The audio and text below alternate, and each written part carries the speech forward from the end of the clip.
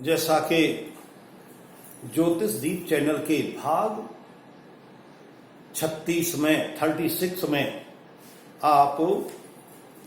उच्च ग्रहों के विषय में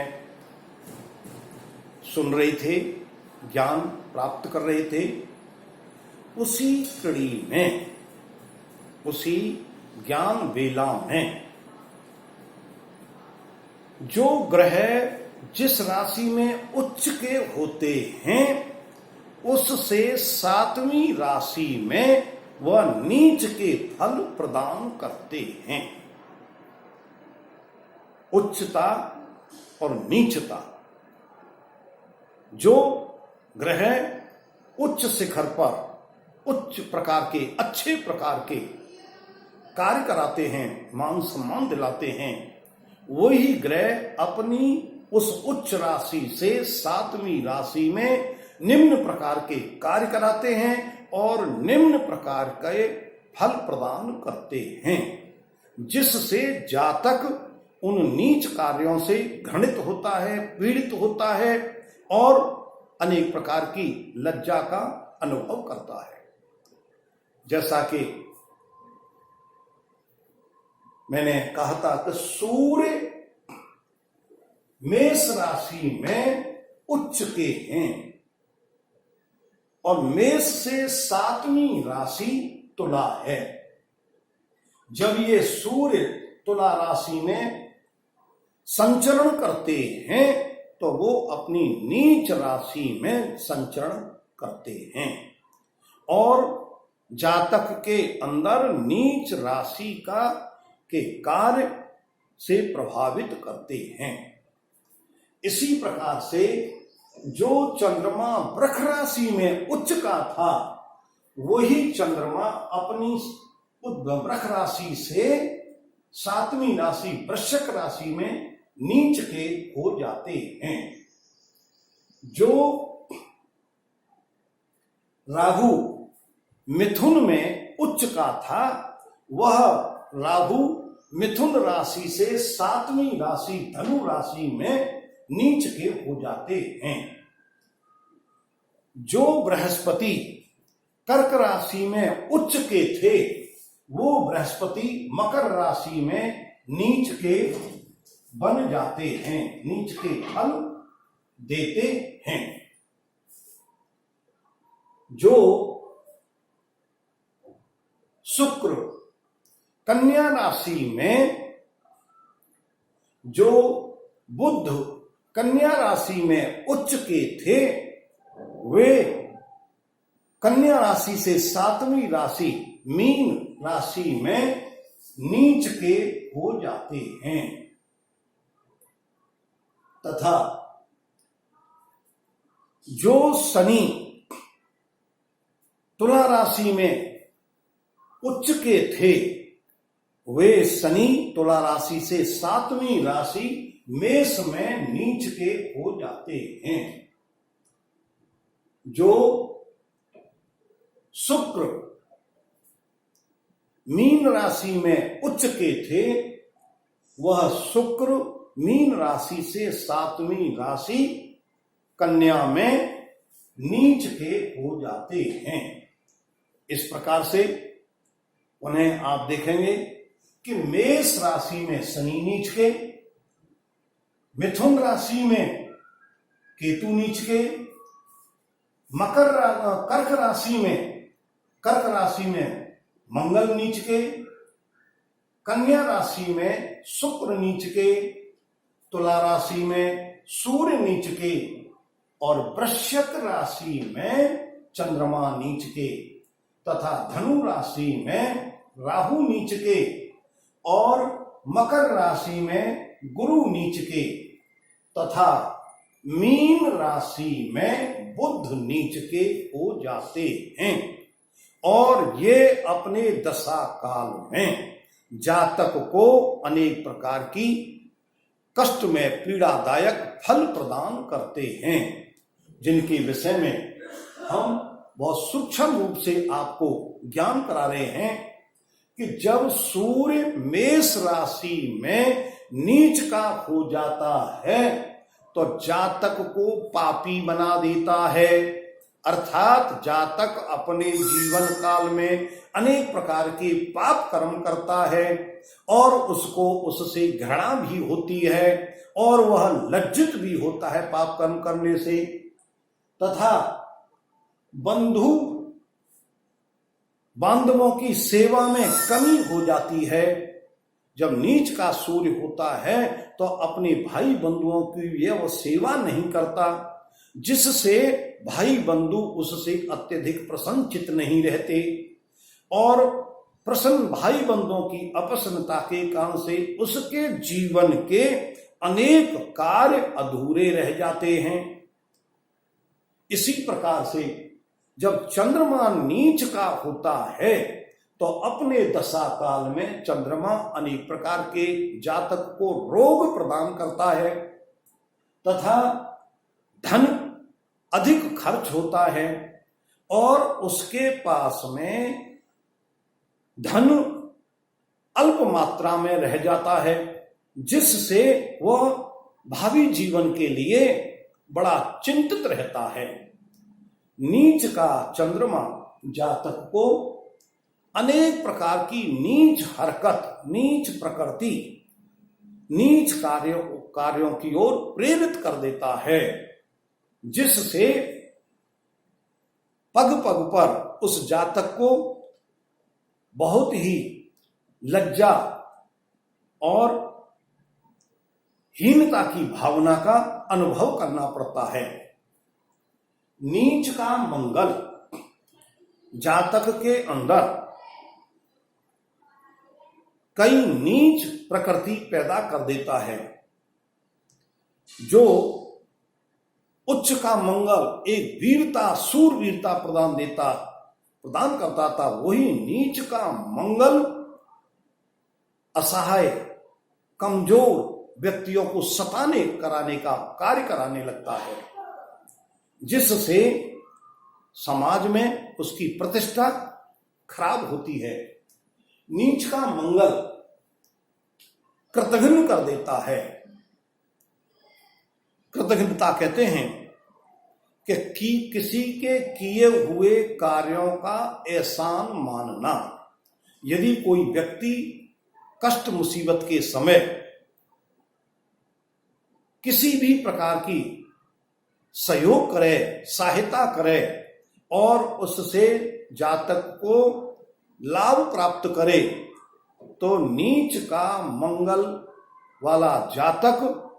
उन लाभों को प्राप्त करके उन एहसानों को भुला देता है, जिससे उसके सहयोग करने वाले व्यक्ति उससे घृणा करने लग जाते हैं। इसी प्रकार से नीच का बुध जब जातक की कुंडली में होता है तो वह अपने कार्यकाल में अर्थात दशा काल में भाई बंधुओं का विरोधी, भाई बंधुओं का सहयोग करने वाला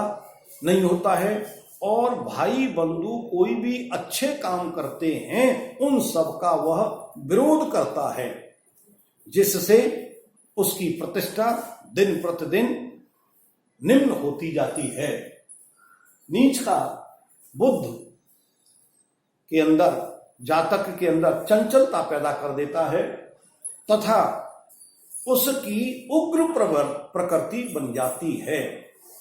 अर्थात नीच का बुध वाला जातक क्षणे तुष्टा क्षणे रुष्टा, क्षण क्षण में नाराज हो जाता है, क्षण क्षण में थोड़ी सी देर के लिए प्रसन्न दिखाई देता है, लेकिन लंबे समय तक वह प्रसन्नचित नहीं रहता और क्रूरता का भाव पैदा आ जाता है और उस क्रूरता के कारण से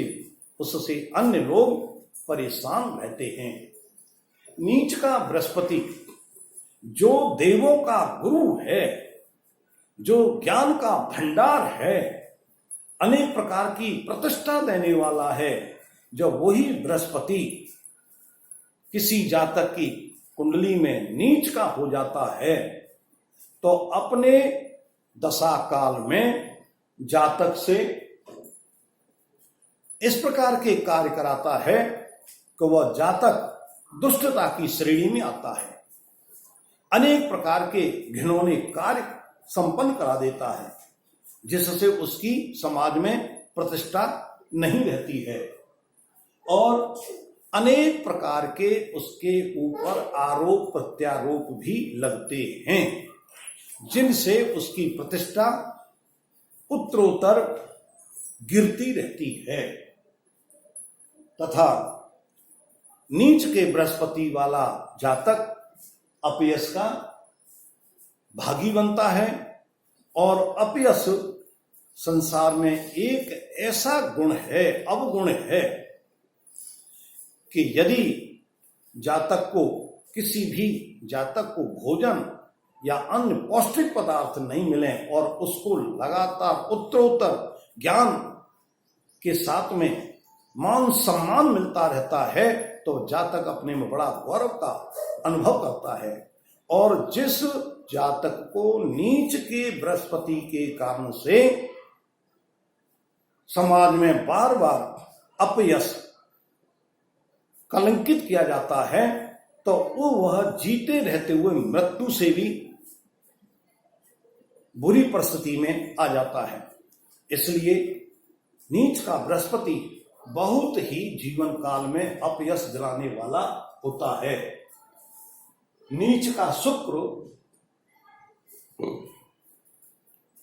के कार्यकाल में अर्थात नीच के शुक्र जिस जातक की कुंडली में होता है,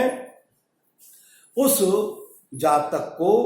नीच के शुक्र की दशा, अंतर्दशा, प्रत्यांतर का दशा काल में अनेक प्रकार के दुखों का सामना, संकटों का सामना,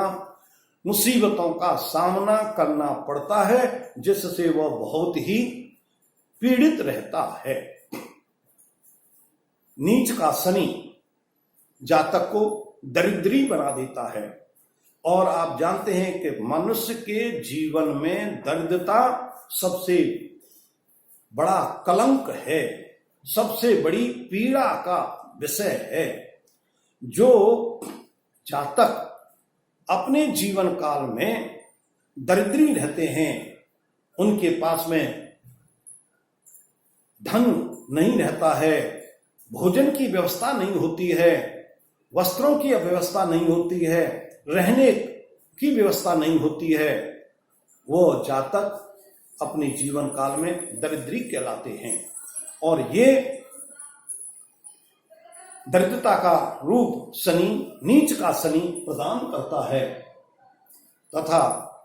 नीच का शनि अनेक प्रकार के कष्ट और मुसीबत भी जातक को देता है, जिसके फलस्वरूप नीच शनि के वाले जातक अपने जीवन काल में बहुत ही पीड़ित रहते हैं, दुखी रहते हैं। नीच राशि के राहु और केतु लगभग प्राय एक जैसा ही परिणाम देते हैं। अर्थात जिस जातक के नीच का राहु और केतु होगा, क्योंकि ये 180 डिग्री पे होते हैं और दोनों ही एक साथ ये नीच राशि या उच्च राशि में रहते हैं, तो इस प्रकार से नीच का राहु और केतु जातक को अपने दशा काल में मूर्ख जैसे कार्यों में कार्य संपन्न कराते हैं। उनको किसी न किसी व्यक्ति का दास या गुलाम बनना पड़ता है, जिससे वह अपने जीवन के कार्यों को स्वतंत्र रूप से संपन्न नहीं कर सकते और अपने जीवन काल में अनेक प्रकार के कष्ट और परेशानियों का सामना करते रहते हैं तथा अनेक कष्ट मुसीबतों का सामना करते हुए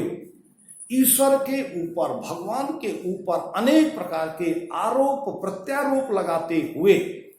कि हे भगवान, तू बड़ा अत्याचारी है, अन्यायी है, जो मुझको अनेक प्रकार के कष्ट देता है। अपने कर्मों को या अपने अवगुणों को वह नहीं देखते, लेकिन